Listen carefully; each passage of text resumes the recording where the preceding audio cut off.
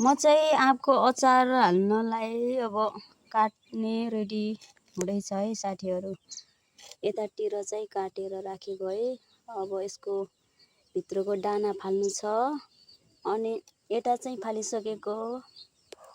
अब चाहिँ म आँपको अचार हाल्ने छु है। मैले चाहिँ बेसार अनि नुन राख्दैछु किनभने यो राखेपछि यसरी मोकल्ने, त्यसपछि भाँडामा राख्ने, त्यसपछि 2 घण्टा जति ढाकेर राखिदिने अनि त्यसको पानी निस्किन्छ, रस निस्किन्छ, त्यसपछि घाममा सुकाउने। नुन र बेसार मोलेर राखेको थिएँ है। पानी निस्केछ हेर्नुहोस् त साथीहरू। अब यति धेरै पानी निस्क्यो यसको रस चाहिँ।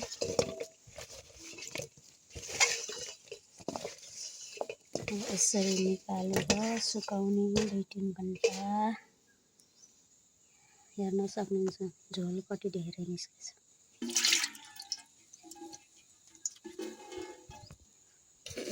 मैले चाहिँ यसलाई फेस्दै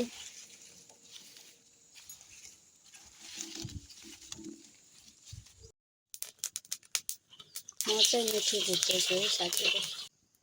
त्यसपछि जिरा, भाङ्गो अनि खुर्सानी अनि तोरी भुट्दैछु है साथीहरू। यसलाई रातो रातो हुने गरी भुट्ने।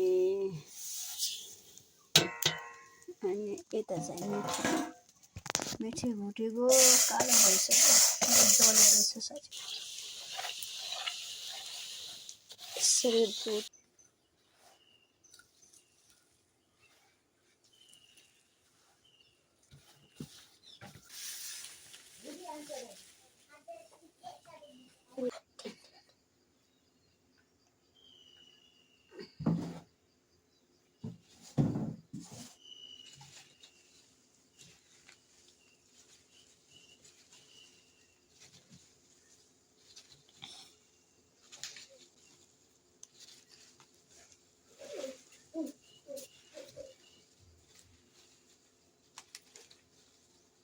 अब चाहिँ रेडी भइसक्यो अचार।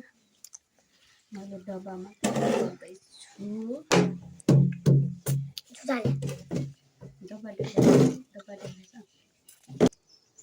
मेरो अचार चाहिँ रेडी भइसक्यो। मैले चाहिँ डब्बामा प्याक गरिसकेँ।